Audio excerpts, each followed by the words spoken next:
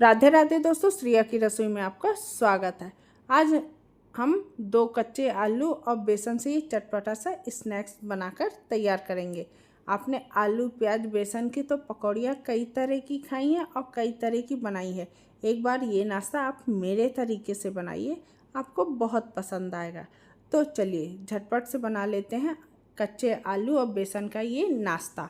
तो नाश्ता बनाने के लिए हमने ले लिया है एक बाउल में मैंने डाल दिया है 1.5 कप बेसन। बेसन की क्वांटिटी आप अपने अनुसार कम ज़्यादा कर सकते हैं, जितना आपको बेसन की आवश्यकता हो। और बेसन मैंने छान कर लिया है, तो आप हमेशा बेसन छान कर लें। बेसन के स्वाद को बढ़ाने के लिए इसमें मैंने 1/2 टेबल स्पून अजवाइन डाल दिया है और क्रश करके डाला है, जिससे अजवाइन का फ्लेवर बहुत अच्छा आता है। 1/2 टेबल स्पून मैंने इसमें रेड चिली फ्लेक्स डाला है। अगर आप बच्चों के लिए बना रहे हैं तो रेड चिली फ्लेक्स मत डालिएगा। 1/4 टेबल स्पून नमक डाल देंगे। नमक डालने के बाद सारी चीज़ों को हम अच्छे से मिक्स कर लेंगे। नमक की मात्रा हमको बहुत अधिक नहीं रखना है, बाकी चीज़ों में भी हम नमक का प्रयोग करेंगे। अब इसमें मैंने 4 से 5 टेबल स्पून डाल दिया है घर का फ्रेश ताज़ा दही। अगर आपके पास हो तो डालिए, नहीं तो आप स्किप भी कर सकते हैं, पर इसको डालने से बहुत अच्छा बाइंडिंग आता है। 1 पिंच मैंने डाला है बेकिंग सोडा। बेकिंग पाउडर नहीं डालना है, बेकिंग सोडा डालना है। इतनी चीज़ें डालने के बाद 1 टेबल स्पून सरसों का तेल डाल देंगे, क्योंकि बेसन में सरसों के तेल का बहुत अच्छा फ्लेवर आता है। सारी चीज़ों को हम अच्छे से मिक्स कर लेंगे। अभी हम पानी का प्रयोग बिल्कुल नहीं करेंगे। अगर आवश्यकता हुई तो हल्का हल्का पानी देके हम इसका सॉफ्ट सा डो लगाकर तैयार कर लेंगे, पर पहले हम ऐसे ही मिक्स करेंगे। तो देखिए कितने बढ़िया अच्छे से बेसन हमारा मिक्स हो रहा है, क्योंकि दही में पानी होता है। अब आवश्यकता लगी तो हमने हल्के हल्के पानी के छींटे देकर इसका सॉफ्ट डो लगाकर तैयार कर लेंगे। जब तक मैं ये बेसन का सॉफ्ट डो लगा रही हूँ, तब तक आपसे प्यारी सी विनती भी कर रही हूँ, रिक्वेस्ट कर रही हूँ। अगर आपको मेरा वीडियो ज़रा भी पसंद आता है तो वीडियो को लाइक कर दीजिएगा, शेयर कर दीजिएगा, सब्सक्राइब कर दीजिएगा। बेल आइकन दबाना बिल्कुल मत भूलिएगा, जिससे आने वाली वीडियो की नोटिफिकेशन आपको सबसे पहले मिल जाएगी। इस तरह देखिए हमने डोर तो लगा लिया है। अभी आपको डोर ये बहुत चिपचिपा लग रहा है, हाथों में चिपक रहा है, पर इसको अच्छे से गूँथ लीजिए, जिससे हमारा डोर क्या है एकदम सॉफ्ट सा मुलायम सा बनकर तैयार हो जाएगा। अगर आप बेसन से नहीं बनाना चाहते तो आप इस रेसिपी को गेहूं के आटे से भी बना सकते हैं। तो इस तरह देखिए हमने डोर को अच्छे से लगा लिया है। अब हम हाथों में लेंगे सरसों का तेल। सरसों के तेल से क्या बेसन बहुत आसानी से छूट जाता है और हाथों में चिपकता भी नहीं है। तो इस तरह से बढ़िया अच्छे से हम इसको सरसों के तेल से चारों साइड रब करते हुए चिकना सा कर लेंगे। और देखिए अब ये हाथों में बिल्कुल भी नहीं चिपकेगा। ये डोर हमारा लगकर तैयार हो रहा है, तो इसको बढ़िया अच्छे से मसलते हुए हम चिकना कर लेंगे। जितना चिकना करेंगे उतना अच्छा ये डोर आपका बेसन का लगकर तैयार होगा। तो इस तरह से देखिए हम बाउल में भी चिकना कर रहे हैं, हाथों से भी कर रहे हैं, और उंगली से देखिए इतना सॉफ्ट डोर हमारा लगकर तैयार हुआ। अब ऊपर से हमने इसके ऊपर लगा दिया है सरसों का तेल। आप चाहें तो रिफाइंड का यूज़ कर सकते हैं, पर रिफाइंड का स्वाद नहीं आता बेसन में उतना अच्छा जितना सरसों का आता है। चारों साइड हमने सरसों के तेल को लगा दिया है। अब ढक्कन लगाकर इसको अब हम छोड़ देते हैं। तब तक हम इसकी फिलिंग की तैयारी कर लेते हैं। उसके लिए मैंने ले लिए हैं 2 कच्चे आलू। आलू को मैंने अच्छे से छील लिया है और एक बार धो लिया। अब हम ले लेंगे इस तरह का ग्रेटर। ग्रेटर में हमको बड़े वाले ग्रेटर से ग्रेट करना है, ना मीडियम ना स्मॉल। बड़े ग्रेटर से ग्रेट करेंगे तो बढ़िया अच्छे से आलू के हमारे लच्छे निकल के आएंगे। तो इस तरह से सारे आलू को मैंने अच्छे से ग्रेट कर लिया। अब इसको हम पानी वाले बाउल में डाल देंगे, क्योंकि अगर आलू आपके बाहर रहेंगे तो बहुत अधिक काले पड़ जाएंगे, क्योंकि आलूओं में बहुत अधिक स्टार्च होता है। तो इस तरह पानी वाले बाउल में डाल के 1 से 2 पानी में हम इसको धो लेंगे, जिससे इस आलूओं का सारा स्टार्च ख़त्म हो जाएगा। तो इस तरह से हम आलूओं को धोकर ले आए हैं और एकदम साफ पानी आ चुका है। अब इधर मैंने 2 मीडियम साइज़ की प्याज ली है। प्याज पूरी तरह ऑप्शनल है, अगर आप खाना पसंद करते हैं। प्याज को भी मैंने अच्छे से छील लिया है। अब चॉपिंग बोर्ड में रख के पतले पतले स्लाइसेस चॉप कर लेंगे, और एकदम लच्छे पतले पतले होने चाहिए, मोटे बिल्कुल नहीं होने चाहिए। और सारे लच्छे इस तरह से खुले हुए होने चाहिए। आपको लग रहा है कौन सा चॉपिंग बोर्ड है? ये मेरे पास लकड़ी का एकदम स्मॉल सा चॉपिंग बोर्ड है, जिसका यूज़ मैं छोटी मोटी चॉपिंग के लिए करती हूँ। प्याज को हमने अच्छे से बढ़िया चॉप कर लिया। उसके बाद हमने आलूओं को इस तरह से दबाते हुए सारा एक्स्ट्रा पानी हटा देंगे। बहुत देर पानी में आलूओं को नहीं रखेंगे, नहीं तो आलू क्या हमारे कड़े हो जाएंगे। बस थोड़ी देर ही मैंने रखा था और इसको निचोते हुए इसका सारा पानी हमको हटा देना है। और देखिए हमने आलूओं का सारा पानी हटा दिया है। पानी हटाने के बाद हम इन आलूओं में डाल देंगे जो प्याज हमने लच्छे लच्छे कट किए थे। तो इस तरह से मसलते हुए उन लच्छों को हम अच्छे से खोल लेंगे, जिससे एक एक प्याज का लच्छा खुल जाएगा। और उसको भी हमने डाल दिया है इस तरह से। और जो जो लच्छे बने हुए थे उसको भी हमने खोल के डाल दिया। तो सारी प्याज को डालने के बाद अब इसमें हम डाल देंगे 1/2 tablespoon red chilli flakes. आप चाहें तो लाल मिर्च का पाउडर भी डाल सकते हैं, पर ये देखने में बहुत सुंदर लगता है, इसलिए रेड चिली फ्लेक्स का प्रयोग किया है। 1/2 टेबल स्पून डाल देंगे धनिया पाउडर। मसालों की क्वांटिटी आप अपने अनुसार कम ज़्यादा कर सकते हैं, जितना मसाला आप पसंद करते हो। 1/2 टेबल स्पून धनिया पाउडर के बाद हमने डाल दिया 1/4 टेबल स्पून गरम मसाला। ये मसाले घर के बने हुए हैं, इसलिए इनकी क्वांटिटी कम है, आप अधिक भी रख सकते हैं। 1 टेबल स्पून हम डाल देंगे इसमें चाट मसाला, जिससे बहुत अच्छा चटपटा सा फ्लेवर आएगा। आप चाहें तो अमचूर पाउडर भी डाल सकते हैं, चाट मसाला भी डाल सकते हैं। 1/2 टेबल स्पून मैंने कसूरी मेथी को क्रश करके डाल दिया है।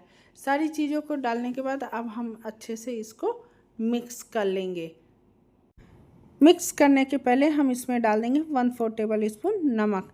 नमक हम सबसे लास्ट में डालेंगे, नहीं तो नमक पाकर आलू और प्याज क्या पानी छोड़ने लगेगा, जिससे हमारा डोर क्या है गीला हो जाएगा। तो नमक डालने के बाद इसको हल्के हाथों से बढ़िया अच्छे से हम मिक्स कर लेंगे, जिससे आलू प्याज में बढ़िया मसालों की कोटिंग हो जाए और एकदम चटपटा सा फ्लेवर आए। तो इस तरह सारी चीज़ों को हमने अच्छे से मिक्स कर लिया और देखिए कितने अच्छे से मसालों की कोटिंग हो रही है और जो प्याज है उसके लच्छे हम खोलते भी जा रहे हैं। तो इस तरह से सारी चीज़ों को हमने अच्छे से मिक्स कर लिया। अब हमको रुकना बिल्कुल नहीं है, नहीं तो इसमें नमक पाने से नमी मॉइस्चर आ जाएगी और प्याज से पानी भी रिलीज़ होने लगेगा। तो इसकी फिलिंग को बना के झटपट हमको डो बनाना होता है। तो अब हमने ले लिया है एक चॉपिंग बोर्ड। मैं इसी में बेलन की तरह यूज़ करती हूँ और सूखा परथन एक प्लेट में ले लेंगे। आप चाहें तो बेसन का यूज़ भी कर सकते हैं। उसके बाद हमने बेसन के डोर को अपना चेक किया और मसलते हुए देखिए हमने इसको एकदम स्मूथ चिकना कर लिया। अब इस डोर की हम 2 छोटी लोइयाँ बराबर इक्वल में बना लेते हैं। तो अपने चॉपिंग बोर्ड में मैंने सूखा परथन डस्ट किया और छिड़का। उसके बाद हमने उस लोई की पेड़े नुमा शेप बनाएंगे, सूखे परथन में डिप करेंगे और बेलन से हल्के हाथों से बेल लेंगे। जहाँ जहाँ ये चिपकेगा वहाँ वहाँ हम सूखा परथन डस्ट करते जाएंगे। आप चाहें तो बेसन का यूज़ भी कर सकते हैं। इस तरह से हल्के हाथों से रोटी जैसा हमको बेल लेना है। बहुत पतला नहीं बेलना है, बहुत मोटा भी नहीं रखना है। इतना बेलना है कि बढ़िया अच्छे से हमारी फिलिंग इसमें भर जाए और फिलिंग बाहर बिल्कुल ना आए। तो इस तरह से चारों साइड से बढ़िया बराबर मैंने रोटी से बड़ा इसको बेल लिया है। अब इसमें हम भर लेते हैं फिलिंग को। फिलिंग को भरने के बाद चारों साइड बढ़िया बराबर फैला लेते हैं। तो इतनी फिलिंग मैं 2 बार में भरूंगी, तो एक बार में मैंने आधी फिलिंग को भर लिया और इस तरह से बढ़िया अच्छे से फैला देंगे इसको चारों साइड से। आपने आलू प्याज और बेसन के बहुत सारे नाश्ते खाए हैं, पकौड़ियाँ खाई हैं, भजिया खाई हैं, पर आपने कभी आलू प्याज बेसन का इस तरह का नाश्ता बनाया है? नहीं बनाया तो एक बार बनाकर ज़रूर देखिएगा। बच्चे बड़े दोनों को बहुत पसंद आएगा। साइड साइड से हमने इसको ढक दिया जिससे हमारी फिलिंग बाहर ना जाए। उसके बाद हमने बढ़िया इस तरह से रोल करते हुए इसको कवर कर देंगे और सबसे लास्ट वाले को हम अच्छे से चिपका देंगे। हल्के हाथों से सारा काम करना है और इसे चिपकाने के बाद हम इसको हल्का दबाएंगे और हल्का टैप करेंगे और थोड़ा चपटा कर लेंगे। बहुत अधिक नहीं दबाएंगे, नहीं तो फिलिंग बाहर आ जाएगी। यहीं पर मुझसे एक बहुत बड़ी गलती हो गई जो आप बिल्कुल मत कीजिएगा, क्योंकि मैंने इसको प्लेट में रख दिया था। आप डायरेक्ट स्टीम वाली प्लेट में रखिएगा, नहीं तो ये क्या है, प्याज नमक पाके पानी मॉइस्चर नमी छोड़ने लगता है और बेसन वहाँ से टूटने लगता है। उसके बाद हमने दूसरे लोई को ली है, उसको पेड़े नुमा शेप दे दिया और सूखे बर्तन में डिप करके फिर से हल्के हाथों से बेलते हुए हम इसको तैयार कर लेंगे। डोर देखिए चिपकने लगा तो टूटने लगा, तो उसको मैंने इस तरह से चिपका दिया। उसके ऊपर से सूखा बर्तन मैंने फिर से डस्ट कर दिया। तो हल्का हल्का सूखा बर्तन डालते रहेंगे तो बेसन चिपकेगा नहीं, क्योंकि बेसन बहुत जल्दी चिपकने लगता है। आपने बेसन आलू प्याज के पकौड़े कई तरह के खाए हैं, एक बार आप इस तरह से बेसन आलू प्याज के स्प्रिंग रोल बनाकर खाइएगा, आपको बहुत पसंद आएगा। उसके बाद दूसरी रोटी बनने के बाद जितनी फिलिंग हमारी बची थी सबको हमने बीच सेंटर में भर दिया है और चम्मच से फैला देंगे। साइड साइड से हल्का हम उसमें गैप रखेंगे। तो इस तरह से फिलिंग को फैलाने के बाद साइड का कॉर्नर हम टैप से दबाते हुए टैप कर देंगे। उसके बाद ऊपर से भी हम हल्का फोल्ड करेंगे, राउंड नहीं करना, फोल्ड करना है, थोड़ा चौड़ा रहे तो चलेगा। तो इस तरह से हम इसको दबाते हुए बढ़िया हल्के हाथों से राउंड करेंगे और फिर हल्के हाथों से दबा लेंगे। बहुत अधिक पतला बनाएंगे तो ये फट जाएगा। और देखिए पानी छोड़ने लगा था ये, तो फटने भी लगा था, तो इसलिए जल्दी जल्दी इसको हमने जहाँ जहाँ फट रहा था उसको कवर किया और उस प्लेट में रख दिया।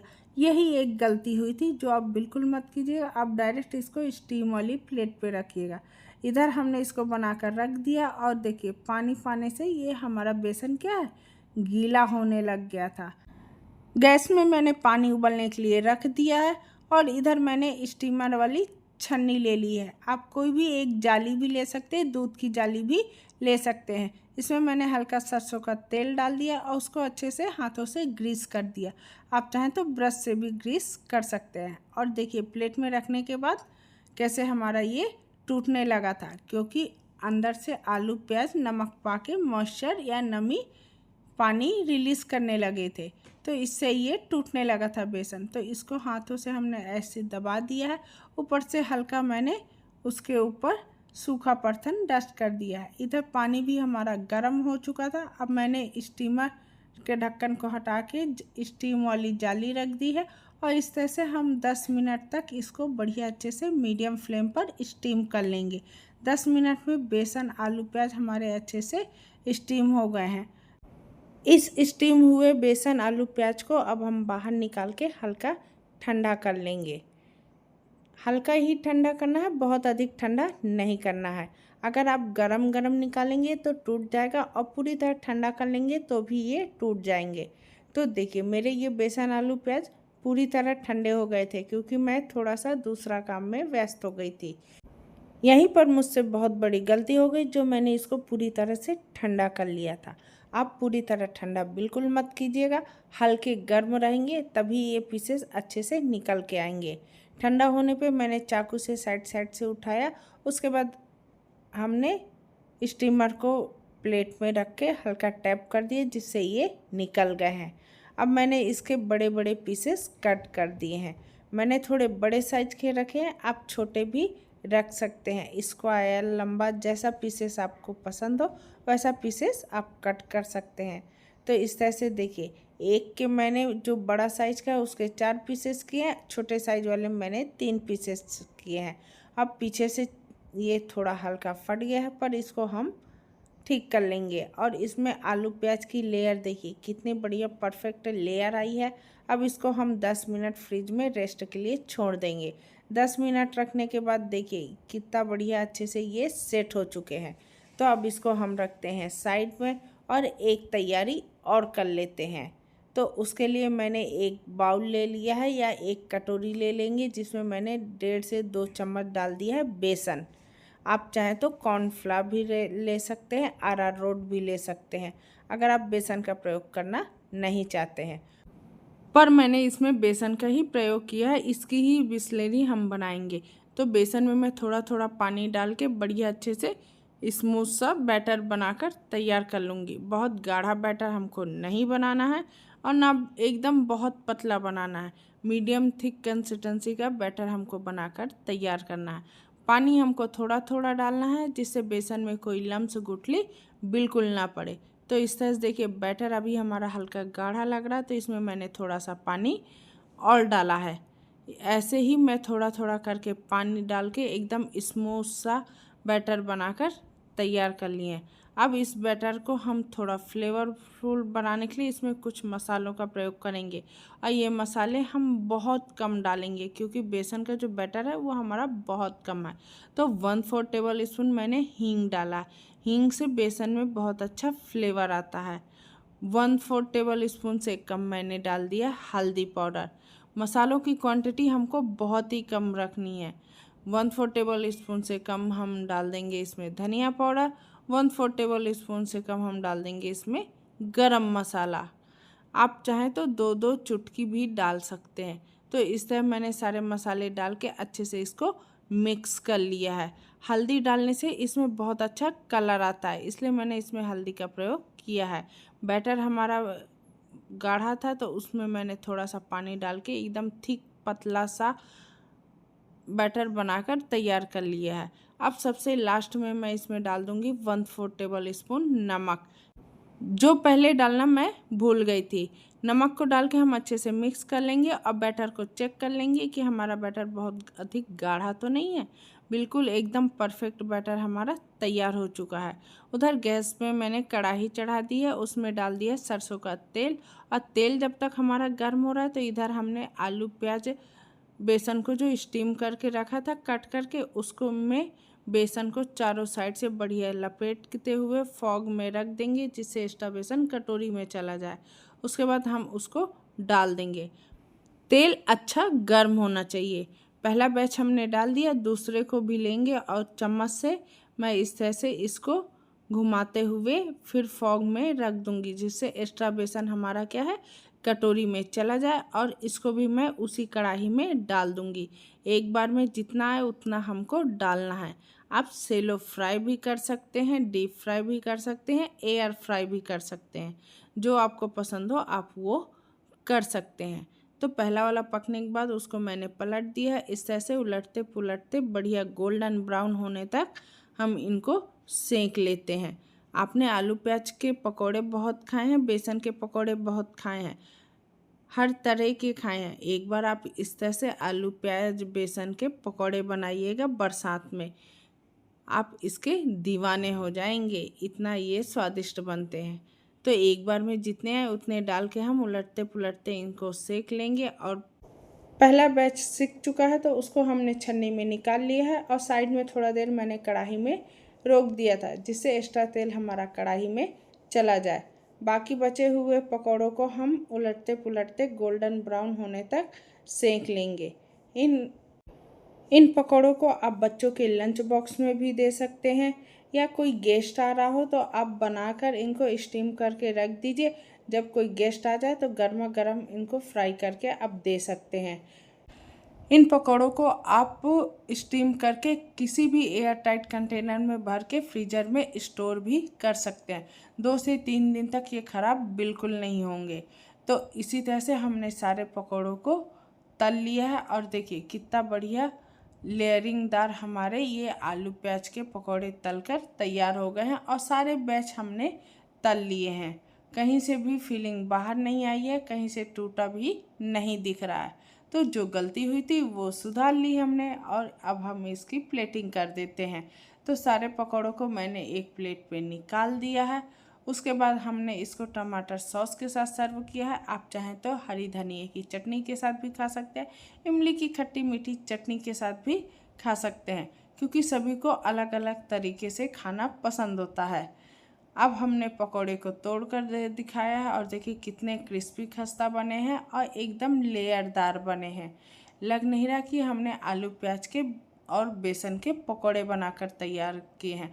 अगर आपको ये आलू प्याज बेसन के पकौड़ों की रेसिपी ज़रा भी पसंद आती है तो वीडियो को लाइक कर दीजिएगा, शेयर कर दीजिएगा, सब्सक्राइब कर दीजिएगा, बेल आइकन दबाना बिल्कुल मत भूलिएगा, जिससे आने वाली वीडियो की नोटिफिकेशन आपको सबसे पहले मिल जाएगी। कमेंट बॉक्स में लिखना बिल्कुल मत भूलिएगा कि नए तरीके के बेसन आलू प्याज के पकौड़ों की रेसिपी आपको कैसे लगी या कितनी पसंद आई। धन्यवाद।